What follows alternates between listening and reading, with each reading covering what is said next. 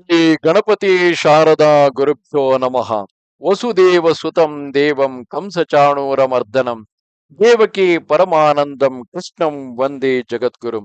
ಶ್ರೋತೃಗಳಿಗೆ ಶ್ರೀ ಅಳಸಿಂಗರಾಚಾರ್ಯ ವಿರಚಿತ ವ್ಯಾಸ ಮಹರ್ಷಿ ಪ್ರಣೀತ ಶ್ರೀಮದ್ ಭಾಗವತದ ತೃತೀಯ ಸ್ಕಂದದಲ್ಲಿ ದಿತಿಗರ್ಭವು ಬೆಳೆಯುತ್ತಾ ಬಂದ ಹಾಗೆಲ್ಲ ಅದರ ತೇಜಸ್ಸಿನಿಂದ ಲೋಕವೆಲ್ಲವೂ ಅಂಧಕಾರಮಯವಾದುದು. ಬ್ರಹ್ಮನು ದೇವತೆಗಳಿಗೆ ಅದರ ಕಾರಣವನ್ನು ತಿಳಿಸಿದುದು. ಜಯ ವಿಜಯರ ಶಾಪ ಮುಂತಾದ ವೃತ್ತಾಂತವನ್ನು ಹೇಳುವ 15ನೆಯ ಅಧ್ಯಾಯಕ್ಕೆ ಸ್ವಾಗತ.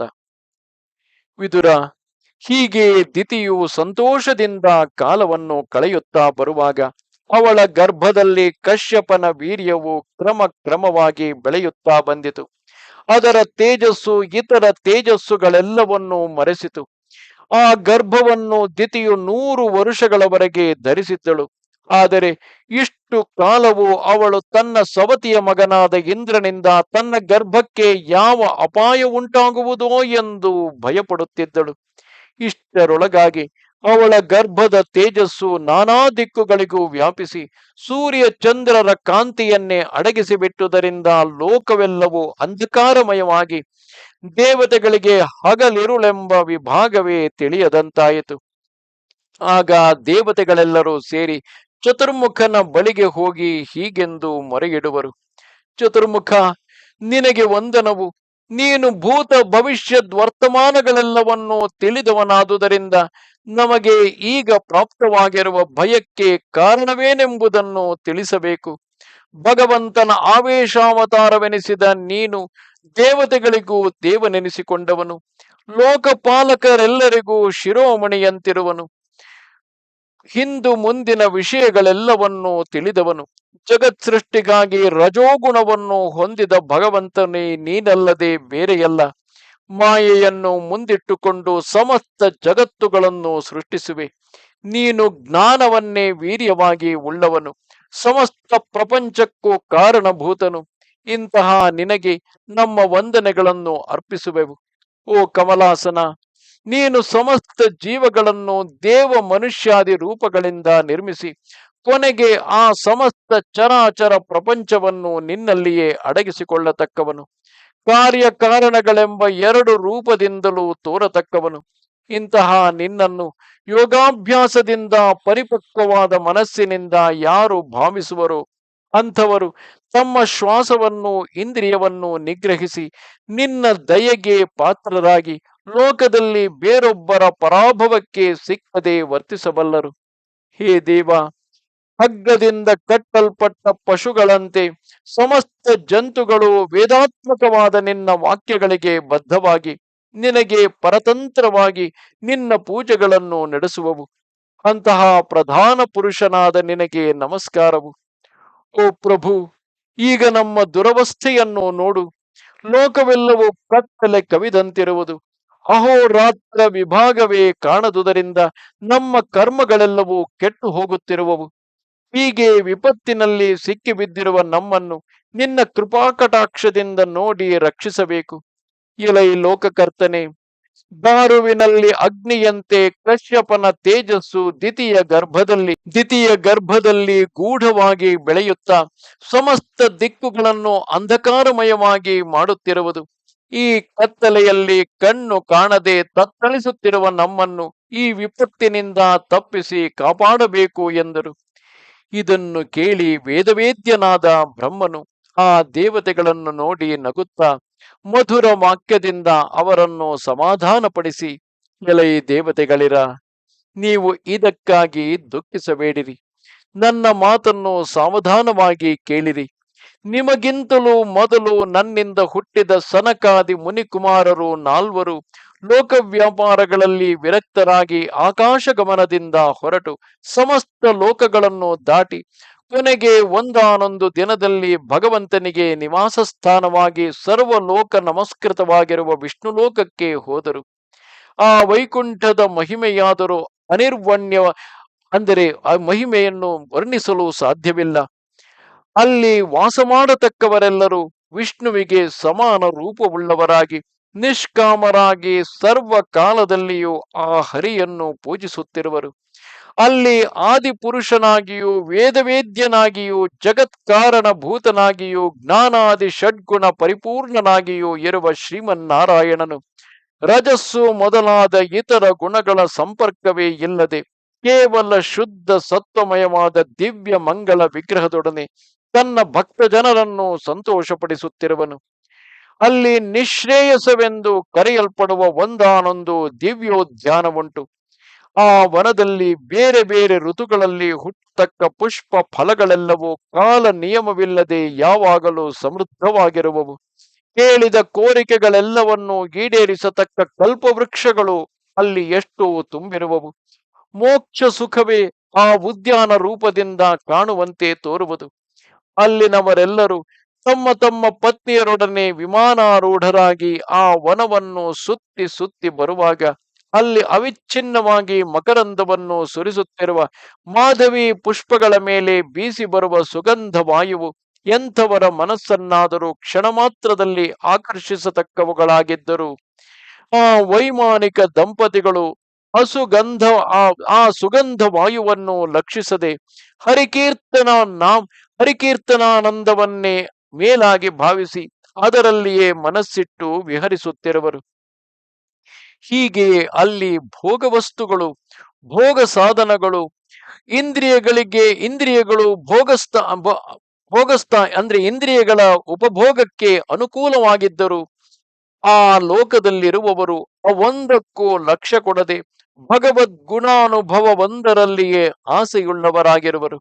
ಇದಕ್ಕಿಂತಲೂ ಮತ್ತೊಂದು ಆಶ್ಚರ್ಯವೇನೆಂದರೆ ಅಲ್ಲಿನ ತಿರಿಯ ಜಂತುಗಳು, ಸ್ಥಾವರ ವರ್ಗಗಳೂ ಕೂಡ ಭಗವಂತನಲ್ಲಿಯೇ ತಮಗಿರುವ ಅತ್ಯಾಸಕ್ತಿಯನ್ನು ತೋರಿಸುತ್ತಿರುವವು.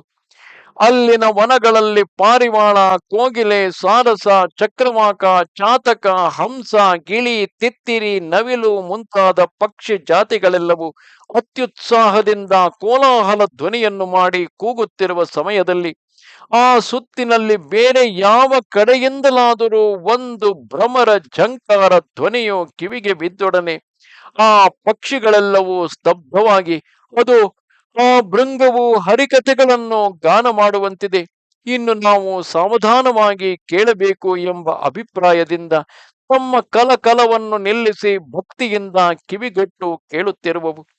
ಮತ್ತು ಆ ವನದಲ್ಲಿ ಪಾರಿಜಾತ, ಮಲ್ಲಿಗೆ, ಗೋರಂಟೆ, ನೈದಿಲೆ, ಸಂಪಗೆ, ತಾವರೆ, ನಾಗಕೇಸರಿ, ಹೊನ್ನೆ, ಪಗಡೆ, ಮಂದಾರ ಮುಂತಾದ ಹೂಗಿಡಗಳು ತಮ್ಮ ಪುಷ್ಪಗಳ ಸುವಾಸನೆಯನ್ನು ಸರ್ವತೋಮುಖವಾಗಿ ಹರಡುತ್ತಿದ್ದರು.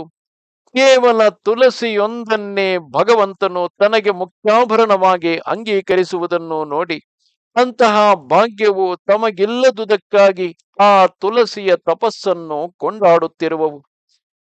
ಹೀಗೆ ಅಲ್ಲಿನ ತಿರಿಯ ಜಂತುಗಳು, ಸ್ಥಾವರಗಳೂ ಕೂಡ ಶ್ರೀಹರಿಯ ಸೇವೆಯೊಂದೇ ತಮ್ಮ ಜನ್ಮಕ್ಕೆ ಸಾಫಲ್ಯವೆಂದು ಭಾವಿಸಿರುವವು.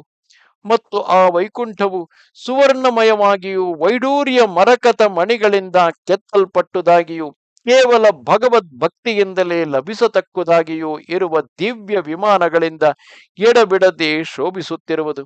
ಅಲ್ಲಿನ ವಿಷ್ಣು ಭಕ್ತರು ತಮ್ಮ ತಮ್ಮ ಪ್ರಿಯ ಪತ್ನಿಯರ ಸಹವಾಸದಲ್ಲಿದ್ದರೂ ಕೂಡ ಕೇವಲ ಭಗವದ್ ಧ್ಯಾನಪರರಾಗಿರುವರೇ ಹೊರತು ಅವರಿಗೆ ತಮ್ಮ ಪತ್ನಿಯರ ವಿಸ್ತಾರವಾದ ಕಟಿ ಪ್ರದೇಶವಾಗಲಿ, ಮುಗುಳ್ನಗೆಯಿಂದ ಕೂಡಿದ ಸುಂದರ ವದನವಾಗಲಿ ಮನಸ್ಸಿನಲ್ಲಿ ಕಾಮವನ್ನು ಹುಟ್ಟಿಸಲಾರದು. ಬ್ರಹ್ಮನೇ ಮೊದಲಾಗಿ ಸಮಸ್ತ ಜಗತ್ತು ಯಾವಳ ಅನುಗ್ರಹಕ್ಕಾಗಿ ಎದುರು ನೋಡುತ್ತಿರುವುದು, ಅಂತಹ ಲಕ್ಷ್ಮೀ ದೇವಿಯು ನಿರ್ದುಷ್ಟವಾದ ನಿಜ ರೂಪದೊಡನೆ ಚಿನ್ನದ ರೇಖುಗಳಿಂದ ಚಿತ್ರಿಸಲ್ಪಟ್ಟ ಸ್ಫಟಿಕದ ಗೋಡೆಗಳುಳ್ಳ ಆ ನಿವಾಸ ಗೃಹದಲ್ಲಿ ಕಾಲಂದುಗೆಗಳ ಘಲ ಘಲ ಧ್ವನಿಯೊಡನೆ ಸಂಚರಿಸುತ್ತಾ ಆ ಭಗವನ್ ಮಂದಿರವನ್ನು ತನ್ನ ಕೈಯಿಂದಲೇ ಮಕರಂದ ರಸದಂತೆ ಸಾರಿಸುವಂತೆ ಕಮಲವನ್ನು ಲೀಲೆಯಿಂದ ಆಡಿಸುತ್ತಿರುವಳು. ಮತ್ತು ಹವಳಮಯವಾದ ತೀರಗಳಿಂದಲೂ ಅಮೃತ ಸಮಾನವಾದ ತಿಳಿ ನೀರಿನಿಂದಲೂ ಕೂಡಿದ ಅಲ್ಲಿನ ಬಾವಿಗಳಲ್ಲಿಯೂ ಕ್ರೀಡಾ ವನಗಳಲ್ಲಿಯೂ ಆ ಮಹಾಲಕ್ಷ್ಮಿಯು ತನ್ನ ಪರಿಚಾರಿಕೆಯರೊಡನೆ ವಿಹರಿಸುತ್ತಾ ತನ್ನ ಕೈಯಿಂದಲೇ ತುಳಸಿ ದಳಗಳನ್ನೆತ್ತಿ ಭಗವಂತನನ್ನು ಪೂಜಿಸುತ್ತಿರುವಳು. ಆ ಬಾವಿಯ ದಡದಲ್ಲಿ ನಿಂತು ಸ್ವಚ್ಛವಾದ ಆ ನೀರಿನಲ್ಲಿ ತನ್ನ ಪ್ರತಿಬಿಂಬವನ್ನು ನೋಡಿ ಅಂದವಾದ ಮುಂಗುರುಳುಗಳಿಂದಲೂ ಉನ್ನತವಾದ ನಾಸಾಗ್ರದಿಂದಲೂ ಶೋಭಿಸುತ್ತಿರುವ ಆ ತನ್ನ ಪ್ರತಿಬಿಂಬವನ್ನೇ ಭಗವಂತನ ಮುಖವೆಂದು ಭ್ರಮಿಸಿ ತನ್ನ ಮುಖವನ್ನು ಮುದ್ದಿಡುವುದಕ್ಕಾಗಿ ಭಗವಂತನು ಮುಖವನ್ನು ನೀಡುತ್ತಿರುವನೆಂದು ತನ್ನಲ್ಲಿ ತಾನೇ ನಾಚಿಕೆ ಪಡುತ್ತಿರುವಳು. ಮತ್ತು ಆ ವೈಕುಂಠ ನಗರವು ಕೇವಲ ಪುಣ್ಯಾತ್ಮರಿಗೆ ಸುಲಭವಲ್ಲದೆ ಪಾಪಿಗಳಿಗೆ ಲಭಿಸಲಾರದು. ಹರಿಕಥೆಗಳನ್ನು ಅನಾದರಿಸಿ ಕುತ್ಸಿತ ಕಥೆಗಳನ್ನು ಕೇಳುತ್ತಿರುವವರು ಆ ಸ್ಥಾನವನ್ನು ನೋಡಲಾರರು. ಅಂತಹ ಕುತ್ಸಿತ ಕಥೆಗಳು ನಿರ್ಭಾಗ್ಯರಾದ ಮನುಷ್ಯರ ಕಿವಿಗೆ ಬಿದ್ದೊಡನೆ ಅವರ ಪೂರ್ವ ಪುಣ್ಯಗಳೆಲ್ಲವನ್ನು ಅಪಹರಿಸಿ ಅಂಥವರನ್ನು ನಿರಾಶ್ರಯವಾದ ನರಕಗಳಲ್ಲಿ ಬೀಳಿಸುವವು. ಕೆಲವು ನೀಚಾತ್ಮರು ತಮ್ಮ ಅದೃಷ್ಟವಶದಿಂದ ಮನುಷ್ಯ ಜನ್ಮವನ್ನು ಹೊಂದಿರುವಾಗಲೂ ನಿವೃತ್ತಿ ಧರ್ಮ ಸಹಿತವಾದ ತತ್ವಜ್ಞಾನವನ್ನು ಸಂಪಾದಿಸದೆ ಮಾಯೆಯಿಂದ ಮೋಹಿತರಾಗಿ ಭಕ್ತಿಹೀನರಾಗಿ ಭಗವದಾರಾಧನದಿಂದ ತಾವು ಪಡೆದ ಮಾನವ ಜನ್ಮವನ್ನು ಸಾರ್ಥಕಗೊಳಿಸದೆ ಕೆಟ್ಟು ಹೋಗುವರು. ಅಂತಹ ಅವಿವೇಕಿಗಳನ್ನು ನೋಡಿ ನನ್ನ ಮನಸ್ಸು ಕನಿಕರಗೊಳ್ಳುವುದು. ಅಂಥವರು ಆ ದಿವ್ಯ ಲೋಕವನ್ನು ಸ್ವಪ್ನದಲ್ಲಿಯೂ ಕಾಣಲಾರರು. ಹೀಗಿಲ್ಲದೆ ಯಾವ ಮಹಾತ್ಮರು ತಮ್ಮ ಹೃದಯ ಕಮಲದಲ್ಲಿ ಆ ಶ್ರೀಹರಿಯ ಪಾದ ಕಮಲಗಳನ್ನು ನೆಲೆಗೊಳಿಸಿ ಶಮದಮಾದಿ ಗುಣಗಳುಳ್ಳವರಾಗಿ ಯಾವಾಗಲೂ ಆ ಶ್ರೀಹರಿಯ ಗುಣಾನುವಾದವನ್ನು ಮಾಡುತ್ತಿರುವರು, ಯಾರು ಭಕ್ತಿ ಪಾರವಶ್ಯದಿಂದ ಆನಂದ ಬಾಷ್ಪವನ್ನು ಸುರಿಸುತ್ತಿರುವರು, ಯಾರು ಆ ಭಗವಂತನ ಗುಣಶ್ರವಣ ಮಾಡುವಾಗ ಅದರಿಂದ ಉಂಟಾದ ಆನಂದದಿಂದ ಪುಳಕಿತವಾದ ಮೈಯುಳ್ಳವರಾಗುವರು, ಅಂಥವರಿಗೆ ಆ ವೈಕುಂಠ ಲೋಕವು ಬಹಳ ಸುಲಭವಾಗಿ ಗೋಚರಿಸುವುದು. ಎಲೈ ದೇವತೆಗಳಿರ, ಹೀಗೆ ಲೋಕೈಕ ಸುಂದರವಾಗಿಯೂ ಮಹಾದ್ಭುತವಾಗಿಯೂ ದೇವಶ್ರೇಷ್ಠರ ವಿಮಾನ ಕಾಂತಿಯಿಂದ ಶೋಭಿತವಾಗಿಯೂ ಇರುವ ವೈಕುಂಠ ನಗರವನ್ನು ಸನಕಾದಿ ಮುನಿ ಕುಮಾರರು ತಮ್ಮ ಯೋಗ ಬಲದಿಂದ ಪ್ರವೇಶಿಸಿದರು. ಅಲ್ಲಿನ ಒಂದೊಂದು ಸನ್ನಿವೇಶವು ಅತ್ಯಾನಂದಕರವಾಗಿದ್ದರು. ಆ ಸನಕಾದಿಗಳು ಭಗವಂತನನ್ನು ದರ್ಶನ ಮಾಡಬೇಕೆಂಬ ಒಂದೇ ಆತುರದಿಂದ ಅಲ್ಲಿನ ಅದ್ಭುತಗಳೊಂದನ್ನು ಲಕ್ಷಿಸದೆ ಆ ವೈಕುಂಠದ 6 ಪ್ರಾಕಾರ ದ್ವಾರಗಳನ್ನು ದಾಟಿ 7ನೆಯ ತೊಟ್ಟಿಯ ಬಾಗಿಲಿಗೆ ಬಂದಾಗ ಅಲ್ಲಿ ಸಮಾನ ವಯಸ್ಸುಳ್ಳ ದೇವತೆಗಳಿಬ್ಬರು ಅತ್ಯುತ್ತಮವಾದ ಕಿರೀಟ ಕೇಯೂರಾದಿ ಆಭರಣಗಳಿಂದ ಶೋಭಿತರಾಗಿ ಕೈಯಲ್ಲಿ ಗದೆಯನ್ನು ಹಿಡಿದು ನಿಂತಿರುವುದನ್ನು ಕಂಡರು. ಆ ದ್ವಾರಪಾಲಕರಿಗಾದರೂ ಚತುರ್ಭುಜಗಳು, ಕಂಠದಲ್ಲಿ ಭ್ರಮರ ಪಂಕ್ತಿಗಳಿಂದ ಶೋಭಿತವಾದ ತುಳಸಿ ಮಾಲಿಕೆ, ಕೋಪವನ್ನು ಸೂಚಿಸುವಂತೆ ಸ್ವಲ್ಪ ಕೆಂಪಾದ ಕಣ್ಣು, ಮುಖದಲ್ಲಿ ಕುಟಿಲವಾದ ಮತ್ತು ಭಯಂಕರವಾದ ಹುಬ್ಬುಗಂಟು, ಗಂಭೀರವಾದ ಉಸಿರಾಟದಿಂದ ಆಗಾಗ ಅರಳುತ್ತಿರುವ ಮೂಗಿನ ರಂಧ್ರಗಳು. ಸನಕಾದಿ ಮುನಿಗಳು ಈ ದ್ವಾರಪಾಲಕರನ್ನು ನೋಡಿಯೂ ಕೂಡ ಅವರನ್ನು ಮಾತಾಡಿಸದೆ ಅವರ ಭಯಂಕರ ಸ್ವರೂಪಕ್ಕೆ ಸ್ವಲ್ಪ ಮಾತ್ರವೂ ಹೆದರದೆ ಭಗವದ್ ದರ್ಶನ ಒಂದರಲ್ಲಿಯೇ ಆತುರವುಳ್ಳವರಾಗಿ ಹಿಂದಿನ 6 ಗೋಪುರ ದ್ವಾರಗಳನ್ನು ದಾಟಿ ಬಂದಂತೆ ಈ 7ನೆಯ ತೊಟ್ಟಿಯ ಬಾಗಿಲನ್ನು ನಿರ್ಭಯವಾಗಿ ಪ್ರವೇಶಿಸುವುದಕ್ಕೆ ಹೋದರು. ವಿದುರ, ದ್ವಾರಪಾಲಕರ ಅನುಮತಿಯಿಲ್ಲದೆ ಒಳಗೆ ಪ್ರವೇಶಿಸುವುದು ತಪ್ಪಲ್ಲವೇ ಎಂದು ನೀನು ಶಂಕಿಸಬಹುದು. ಹಾಗಲ್ಲ. ಆ ಮಹರ್ಷಿಗಳು ಎಲ್ಲವನ್ನು ಸಮದೃಷ್ಟಿಯಿಂದ ನೋಡತಕ್ಕವರು, ಎಲ್ಲರನ್ನೂ ತಮ್ಮಂತೆಯೇ ಭಾವಿಸಿ ನಿಶ್ಶಂಕವಾಗಿ ತಿರುಗುತ್ತಿದ್ದವರು.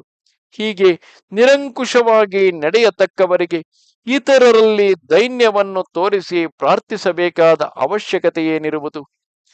ವಯೋವೃದ್ಧರಾಗಿದ್ದರೂ 5 ವರುಷದ ಸಣ್ಣ ಮಕ್ಕಳಂತೆ ಕಾಣುತ್ತಾ ಪರಮಾತ್ಮನ ಸ್ವರೂಪವನ್ನು ತಿಳಿದವರಾಗಿದ್ದ ಆ ಮಹರ್ಷಿಗಳು ಮೈ ಮೇಲೆ ಬಟ್ಟೆ ಇಲ್ಲದೆ ಹೀಗೆ ಅತಿಕ್ರಮಿಸಿ ಬರುವುದನ್ನು ನೋಡಿದಾಗ ಆ ದ್ವಾರಪಾಲಕರಿಗೆ ಕೋಪವು ಹುಟ್ಟಿತು. ಆ ದ್ವಾರಪಾಲಕರಾದರೂ ಈ ಮಹರ್ಷಿಗಳ ಪ್ರಭಾವವನ್ನು ತಿಳಿದವರಲ್ಲ ಮತ್ತು ಅವರು ಆಶ್ರಿತ ವತ್ಸಲನಾದ ಭಗವಂತನ ಸ್ವಭಾವಕ್ಕೆ ಕೇವಲ ವಿರುದ್ಧ ಸ್ವಭಾವವುಳ್ಳವರು. ಇದರಿಂದ ಆ ದ್ವಾರಪಾಲಕರಿಬ್ಬರು ಆ ಮಹರ್ಷಿಗಳನ್ನು ಹಾಸ್ಯ ಮಾಡುತ್ತಾ ತಾವು ಕೈಯಲ್ಲಿ ಹಿಡಿದಿದ್ದ ದಂಡದಿಂದಲೂ ಭಯಂಕರವಾದ ನೇತ್ರ ಸಂಜ್ಞೆಯಿಂದಲೂ ಕಠಿಣ ವಾಕ್ಯದಿಂದಲೂ ಅವರನ್ನು, ಅಂದರೆ ಆ ಸನಕ ಸನಂದನಾದಿಗಳನ್ನು ಅಲ್ಲಿಯೇ ತಡೆದು ನಿಲ್ಲಿಸಿಬಿಟ್ಟರು. ಅನೇಕ ದೇವತೆಗಳ ಮುಂದೆ ತಮಗೆ ಈ ಅವಮಾನ ಉಂಟಾದುದನ್ನು, ಭಗವಂತನನ್ನು ದರ್ಶನ ಮಾಡಬೇಕೆಂಬ ತಮ್ಮ ಉದ್ದೇಶಕ್ಕೆ ಭಂಗ ಉಂಟಾದುದನ್ನು ನೋಡಿ ಆ ಮಹರ್ಷಿಗಳು ಆಗಲೇ ಸ್ವಲ್ಪ ಸ್ವಲ್ಪವಾಗಿ ಅಂಕುರಿಸುತ್ತಿರುವ ಕೋಪದಿಂದ ಕೆರಳಿದ ಕಣ್ಣುಳ್ಳವರಾಗಿ ಆ ದ್ವಾರಪಾಲಕರನ್ನು ಕುರಿತು ಹೀಗೆಂದು ಹೇಳುವರು: ಆಹಾ, ಏನಿದು! ನಾವು ಶ್ರೀಮನ್ನಾರಾಯಣನ ಪಾದ ಪದ್ಮ ಸಂದರ್ಶನಕ್ಕಾಗಿ ಭಕ್ತಿಯಿಂದ ಬರುತ್ತಿರುವಾಗ ನಮ್ಮನ್ನು ತಡೆಯುವ ಈ ದುರಾತ್ಮರಾರು? ಅನೇಕ ಪುಣ್ಯ ಕಾರ್ಯಗಳನ್ನು ನಡೆಸಿ ನಿರತಿಶಯವಾದ ಹರಿಭಕ್ತಿಯನ್ನು ಸಂಪಾದಿಸಿ ಅದರಿಂದ ಭಗವದನುಗ್ರಹಕ್ಕೆ ಪಾತ್ರರಾದರಲ್ಲವೇ ಈ ಲೋಕದಲ್ಲಿ ಇರುವುದಕ್ಕೆ ಯೋಗ್ಯರು. ಸಾಮಾನ್ಯವಾಗಿ ಇಲ್ಲಿನವರೆಲ್ಲರೂ ಆ ಭಗವಂತನಿಗೆ ಸಮಾನ ಗುಣವುಳ್ಳವರಾಗಿಯೇ ಇರಬೇಕಲ್ಲವೇ? ಭಕ್ತವತ್ಸಲನಾದ ಭಗವಂತನು ಇಂತಹ ವಿಷಮ ಸ್ವಭಾವಕ್ಕೆ ಎಂದಿಗೂ ಸಮ್ಮತಿಸುವವನಲ್ಲ. ಹೀಗಿರುವಾಗ ಕೇವಲ ದುಸ್ವಭಾವವುಳ್ಳ ನಿಮಗೆ ಈ ಪುಣ್ಯ ಸ್ಥಾನವು ಎಂದಿಗೂ ವಾಸಾರ್ಹವಲ್ಲ. ಇಲ್ಲಿನವರೆಲ್ಲರೂ ಕೇವಲ ಶಾಂತ ಸ್ವಭಾವವುಳ್ಳವರು. ಇಲ್ಲಿ ಕಲಹವೆಂಬ ಪ್ರಸಕ್ತಿಯೇ ಇರದು. ಯಾರ ಬಾಯೆಂದಲೂ ಕ್ರೂರ ವಾಕ್ಯವೆಂಬುದು ಹೊರಡದು. ಇಂತಹ ನಿರ್ದುಷ್ಟವಾದ ಈ ಲೋಕದಲ್ಲಿಯೂ ಶೀಲ ಸ್ವಭಾವಗಳ ವಿಷಯದಲ್ಲಿ ಸಂದೇಹಿಸಬೇಕಾದವನು ಒಬ್ಬನುಂಟೆ. ಎಲೆ ದುರಾತ್ಮರೇ, ನಿಮ್ಮಂತೆ ಕುಟಿಲ ಸ್ವಭಾವವುಳ್ಳ ಬೇರೆ ಕೆಲವರು ಈ ಲೋಕದಲ್ಲಿ ಇದ್ದರಲ್ಲವೇ? ಆಗ ಭಗವದಾಲಯಕ್ಕೆ ಯಾರನ್ನು ಬಿಡಬಹುದು, ಯಾರನ್ನು ಬಿಡಬಾರದು ಎಂಬ ಸಂದೇಹ ಉಂಟಾಗಬಹುದು. ಯಾರಲ್ಲಿಯೂ ಯಾವ ದೋಷವೂ ಇಲ್ಲದ ಈ ಪುಣ್ಯ ಸ್ಥಳದಲ್ಲಿಯೂ ನಿಮಗೆ ನಮ್ಮಂತಹ ಬೇರೊಬ್ಬರಲ್ಲಿ ಸಂದೇಹವೇ? ಈ ಲೋಕದವರೆಲ್ಲರೂ ಶುದ್ಧ ಸ್ವಭಾವವುಳ್ಳವರಾಗಿದ್ದರು ಭಗವಂತನಿಗೆ ಇಷ್ಟರಾದವರನ್ನು ಮಾತ್ರ ಬಿಡುವುದಾಗಿ ಹೇಳುವಿರೇನು? ಸಮಸ್ತ ಜೀವರಾಶಿಯನ್ನು ಸಮಬುದ್ಧಿಯಿಂದ ತನ್ನ ಹೊಟ್ಟೆಯಲ್ಲಿ ಧರಿಸಿರತಕ್ಕ ಭಗವಂತನಿಗೆ ಒಬ್ಬನು ಇಷ್ಟನೆಂದು ಮತ್ತೊಬ್ಬನು ಅನಿಷ್ಟನೆಂದು ತಾರತಮ್ಯವುಂಟೆ? ಎಲೈ ಮೂಢಾತ್ಮರೇ, ಭಗವಂತನನ್ನು ಬಿಟ್ಟ ವಸ್ತುವು ಲೋಕದಲ್ಲಿ ಯಾವುದುಂಟು? ಘಟಪಟಾದಿಗಳಲ್ಲಿರುವ ಆಕಾಶವನ್ನು ಮಹಾಕಾಶದಲ್ಲಿ ಅಪ್ರತಕ್ಷಿದ್ಧವಾಗಿ ಅಂದರೆ ಏಕಾಕಾರವಾಗಿ ಅನುಸಂಧಾನ ಮಾಡುವಂತೆ ಯೋಗೀಶ್ವರರೆಲ್ಲರೂ ಪರಮಾತ್ಮನಲ್ಲಿ ಜೀವಾತ್ಮಗಳನ್ನು ಅಪ್ರತಕ್ಷಿದ್ಧವಾಗಿಯೇ ನೋಡುತ್ತಿರುವರಲ್ಲವೇ? ಪರಮಾತ್ಮನಿಗೆ ಶರೀರದಂತಿರುವ ಜೀವನು ಅವನನ್ನು ಅಗಲಿ ಇರುವುದೆಂದರೇನು? ಆ ಜೀವ ಪರಮಾತ್ಮರಿಗೆ ಕೆಲವು ವಿಷಯಗಳಲ್ಲಿ ಅವಾಂತರ ಭೇದವಿದ್ದರು ಜ್ಞಾನೈಕಾಕಾರತ್ವದ ಮೂಲಕವಾಗಿ ಭೇದವೇನೂ ಇರದು. ಹೀಗೆ ಸರ್ವಾತ್ಮಕನಾಗಿರುವ ಭಗವಂತನಿಗೆ ತನ್ನವರು ಹೆರವರು ಎಂಬ ಪಕ್ಷಪಾತವೆಲ್ಲಿಯದು? ರಾಗದ್ವೇಷಗಳೇ ಮೊದಲಾದ ದೋಷವೊಂದಕ್ಕೂ ಅವಕಾಶವಿಲ್ಲದ ಈ ಪುಣ್ಯಲೋಕದಲ್ಲಿಯೂ ನಿಮಗೆ ಬೇರೊಬ್ಬರನ್ನು ತಡೆಯಬೇಕೆಂಬ ಬುದ್ಧಿಯು ಹೇಗೆ ಹುಟ್ಟಿತು? ಇಲ್ಲಿಗೆ ತಕ್ಕಂತೆ ವೈಷ್ಣವ ವೇಷದಿಂದಿರುವ ನಿಮಗೆ ಈ ವೈಷಮ್ಯ ಬುದ್ಧಿ ಎಲ್ಲಿಯದು? ನೀವು ಬೇರೊಬ್ಬರನ್ನು ತಡೆಯುವುದೆಂದರೇನು? ಎಲೈ ದ್ವಾರಪಾಲಕರೇ, ನೀವು ಆ ಶ್ರೀ ಮಹಾವಿಷ್ಣುವಿನ ಸೇವಕರಾಗಿದ್ದರೂ ಕೂಡ ಹೀಗೆ ಮೂಢ ಬುದ್ಧಿಯುಳ್ಳವರಾಗಿ ಈ ಕುಚೇಷ್ಟೆಯನ್ನು ನಡೆಸಿದರಲ್ಲವೇ? ನಾವು ಇದಕ್ಕೆ ಪ್ರತಿಕ್ರಿಯೆಯನ್ನು ಆಲೋಚಿಸದೆ ಬಿಡಲಾರೆವು. ಇನ್ನು ನೀವು ಈ ಲೋಕದಲ್ಲಿ ಇರಬಾರದು. ಕೇವಲ ಪಾಪ ಪ್ರಚುರವಾಗಿಯೂ ಈ ವಿಧವಾದ ವೈಷಮ್ಯ ಬುದ್ಧಿಗೆ ಮುಖ್ಯ ಸ್ಥಾನವಾಗಿಯೂ ಕಾಮ ಕ್ರೋಧ ಲೋಭಾದಿ ದುರ್ಗುಣಗಳಿಂದ ತುಂಬಿದುದಾಗಿಯೂ ಇರುವ ಭೂಲೋಕಕ್ಕೆ ಹೋಗಿರಿ. ನಿಮ್ಮಂತಹ ವಿಷಮ ಬುದ್ಧಿಗಳಿಗೆ ಆ ಸ್ಥಳವೇ ಯೋಗ್ಯವೇ ಹೊರತು ಇದು ಯೋಗ್ಯವಾದ ಸ್ಥಳವಲ್ಲ ಎಂದರು.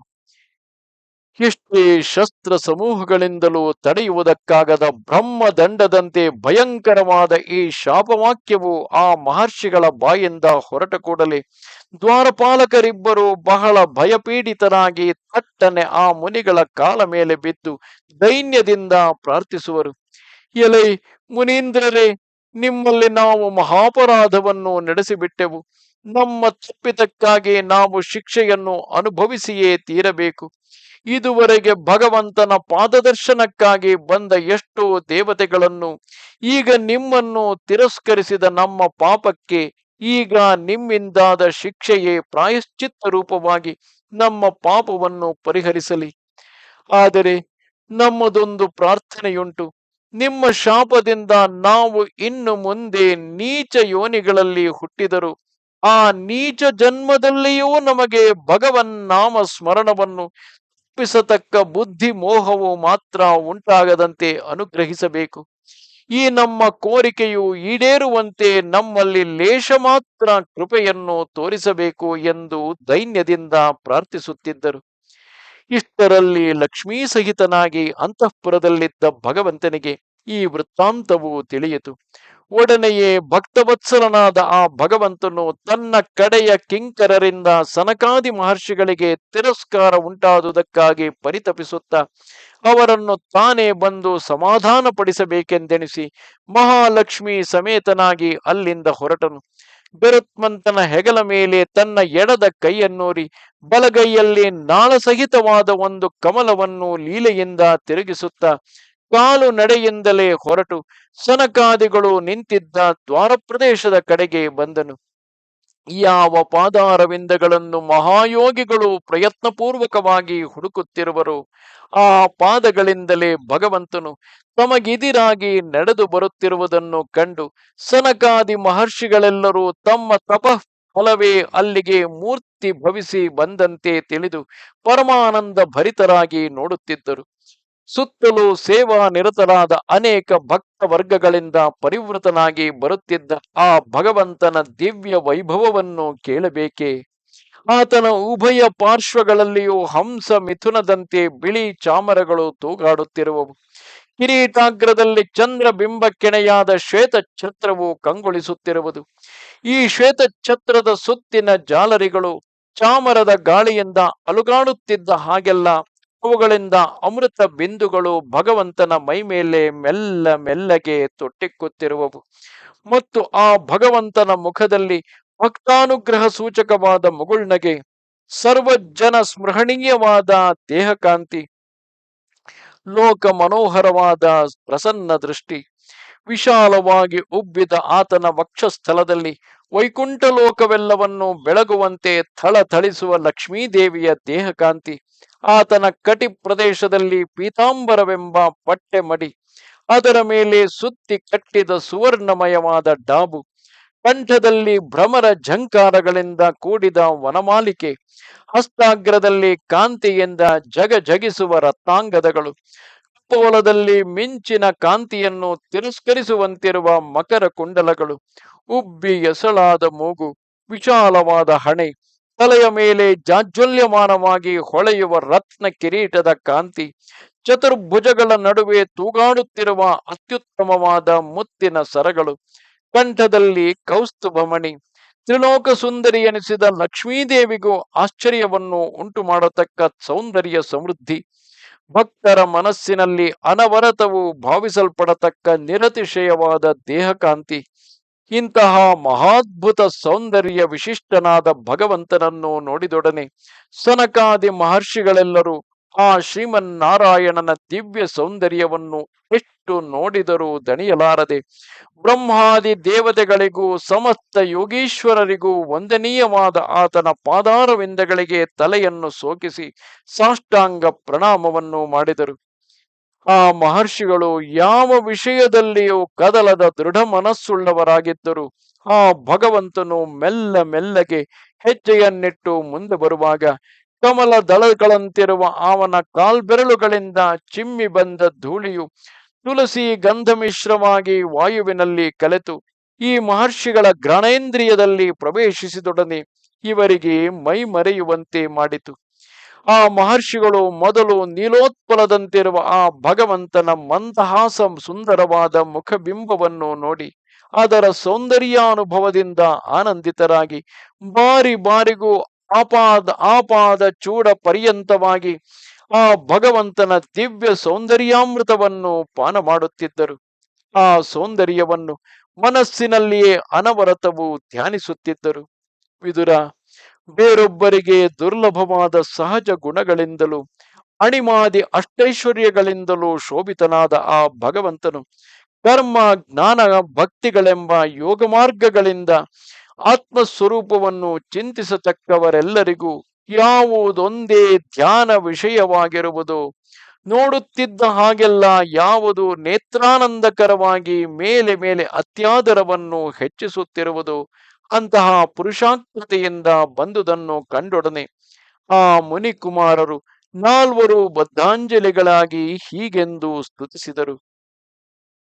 ಹೇ ದೇವ, ನೀನು ಸರ್ವಸಮವಾಗಿ ಎಲ್ಲರ ಹೃದಯದಲ್ಲಿ ಸೇರಿದ್ದರು ಯೋಗ ಬಲವಿಲ್ಲದವರಿಗೆ ಗೋಚರಿಸದ ಮಹಾ ಮಹಿಮೆಯುಳ್ಳವನು. ಇಂತಹ ನೀನು ಈಗ ನಮ್ಮ ಕಣ್ಣುಗಳಿಗೆ ಗೋಚರಿಸಿದುದು ನಮ್ಮ ಮಹಾಭಾಗ್ಯವಲ್ಲದೆ ಬೇರೆಯಲ್ಲ. ಆದಿಯಲ್ಲಿ ನಿನ್ನಿಂದ ಜನಿಸಿದ ನಮ್ಮ ಜನಕನಾದ ಚತುರ್ಮುಖನಿಂದ ನಾವು ನಿನ್ನ ಮಹಾಮಹಿಮೆಯನ್ನು ಕಿವಿಯಿಂದ ಕೇಳಿದ್ದೆವು. ನಿನ್ನ ರೂಪವು ನಮ್ಮ ಹೃದಯ ಗುಹೆಯಲ್ಲಿ ಪ್ರವೇಶಿಸಿ ಇದುವರೆಗೂ ಕೇವಲ ಧ್ಯಾನ ವಿಷಯವಾಗಿದ್ದಿತು. ಆ ರೂಪವು ಈಗ ನಮ್ಮ ಕಣ್ಣುಗಳಿಗೆ ಸಾಕ್ಷಾತ್ತಾಗಿಯೇ ಗೋಚರಿಸಿತು. ಈಗಲೀಗ ನಮ್ಮ ಜನ್ಮವು ಕೃತಾರ್ಥವಾಗಿತು. ಎಲೈ ಪರಮ ಪುರುಷನೇ, ಕೇವಲ ಸತ್ವಮಯವಾದ ದೇಹದಿಂದ ನಮ್ಮಂತಹ ಭಕ್ತರಿಗೆ ಕ್ಷಣ ಕ್ಷಣಕ್ಕೂ ಭಕ್ತಿರೂಪವಾದ ಅನುರಾಗವನ್ನು ಹೆಚ್ಚಿಸುತ್ತಿರುವ ಈ ನಿನ್ನ ರೂಪವೇ ಹಿಂದೆ ನಮ್ಮ ಜನಕನು ನಮಗೆ ಉಪದೇಶಿಸಿದ ಆತ್ಮಸ್ವರೂಪವೆಂಬುದನ್ನು ಈಗ ನಾವು ಚೆನ್ನಾಗಿ ತಿಳಿದೆವು. ಸಂಸಾರದ ವಿಷಯದಲ್ಲಿ ಜಿಹಾಸೆ ಹೊಂದಿ ಅದರಿಂದ ಹುಟ್ಟಿದ ಭಕ್ತಿಯೋಗದಿಂದ ವಿಷಯಾಭಿಲಾಷೆಗಳನ್ನು ಬಿಟ್ಟು ವಿರಕ್ತರಾಗಿಯೂ ಅಹಂಕಾರ ರಹಿತರಾಗಿಯೂ ಇರುವ ಪುರಾತನ ಮಹರ್ಷಿಗಳು ಮನಸ್ಸಿನಲ್ಲಿ ಯಾವುದನ್ನು ಆತ್ಮತ್ವವೆಂದು ಭಾವಿಸುವರೋ ಅದೇ ಈ ನಿನ್ನ ರೂಪವೆಂಬುದನ್ನು ತಿಳಿದೆವು. ಹೇ ದೇವ, ನಿನ್ನ ಪಾದಾಶ್ರಯದಿಂದ ಮೇಲ್ಮೆಯನ್ನು ಪಡೆದು ನಿನ್ನ ಕಥಾಮೃತದ ರುಚಿಯನ್ನು ತಿಳಿದು ಅದರಿಂದ ನಮ್ಮನ್ನು ಕೃತಾರ್ಥರೆಂದು ಭಾವಿಸಿದ ಭಕ್ತೋತ್ತಮರು ಯಾರುಂಟೋ ಅವರು ನಿನ್ನ ಪೂರ್ಣಾನುಗ್ರಹದಿಂದ ಪಡೆಯಬೇಕಾದ ಮೋಕ್ಷ ಸುಖವನ್ನು ಕೂಡ ಲಕ್ಷೀಕರಿಸಲಾರರು. ಹೀಗಿರುವಾಗ ನಿನ್ನ ಹುಬ್ಬಿನಾಟಗಳಿಂದಲೇ ಸ್ಥಿತಿ ನಾಶಗಳನ್ನು ಹೊಂದತಕ್ಕುದಾಗಿ ಭಯಾಸ್ಪದವಾದ ಬೇರೆ ಸ್ವರ್ಗಾದಿ ಲೋಕಗಳನ್ನು ಅಪೇಕ್ಷಿಸಲಾರರು ಎಂಬುದನ್ನು ಹೇಳಬೇಕೆ? ಅಂತಹ ನಿನ್ನ ರೂಪವೇ ನಮ್ಮ ಕಣ್ಣ ಮುಂದೆ ಗೋಚರಿಸಿದ ಮೇಲೆ ನಮ್ಮ ಭಾಗ್ಯಕ್ಕೆ ಎಣೆಯುಂಟೆ? ಹೇ ದೇವ, ನಮ್ಮ ಮನಸ್ಸು ನಿನ್ನ ಪಾದಾರವಿಂದದಲ್ಲಿ ಭ್ರಮರದಂತೆ ಯಾವಾಗಲೂ ವಿಹರಿಸುತ್ತಿದ್ದರೆ, ನಮ್ಮ ಮಾತುಗಳು ಅನವರತವು ನಿನ್ನ ಪುಣ್ಯ ಚರಿತ್ರಗಳನ್ನು ಕೀರ್ತಿಸುತ್ತಿದ್ದರೆ, ನಮ್ಮ ಕರ್ಣರಂಧ್ರಗಳು ಯಾವಾಗಲೂ ನಿನ್ನ ಗುಣಶ್ರವಣದಿಂದ ಸಂತೋಷ ಹೊಂದುತ್ತಿದ್ದರೆ, ನಮ್ಮ ಪೂರ್ವಾರ್ಜಿತ ಪಾಪಗಳು ಕೂಡ ನಮಗೆ ಅಧೋಗತಿಯನ್ನು ಉಂಟು ಮಾಡಲಾರವು. ಇದು ನಿಶ್ಚಯವು. ಎಲೈ ದೇವದೇವನೇ, ವೇದಗಳಿಗೂ ಅಗೋಚರವಾದ ಈ ನಿನ್ನ ದಿವ್ಯ ರೂಪವು ನಮ್ಮ ಕಣ್ಣಿಗೆ ಗೋಚರಿಸಿದುದರಿಂದ ನಮ್ಮ ಕಣ್ಣುಗಳು ಪೂರ್ಣ ಸುಖವನ್ನು ಹೊಂದಿದವು. ಕುತ್ಸಿತ ಯೋಗಿಗಳಿಗೆ ಗೋಚರನಾಗದ ನಿನಗೆ ಇದು ನಾವು ಅನೇಕ ವಂದನೆಗಳನ್ನು ಅರ್ಪಿಸುವೆವು ಎಂದು ದಂಡ ಪ್ರಣಾಮವನ್ನು ಮಾಡಿದರು. ಇಲ್ಲಿಗೆ 15ನೆಯ ಅಧ್ಯಾಯವು. ನಮಸ್ತೆ ಶಾರದೆ ದೇವಿ, ಕಾಶ್ಮೀರ ಪುರವಾಸಿನಿ, ತ್ವಾಮಹಂ ಪ್ರಾರ್ಥಯೇ ನಿತ್ಯಂ, ವಿದ್ಯಾದಾನಂಚ ದೇಹಿಮೆ. ನಮಸ್ಕಾರ.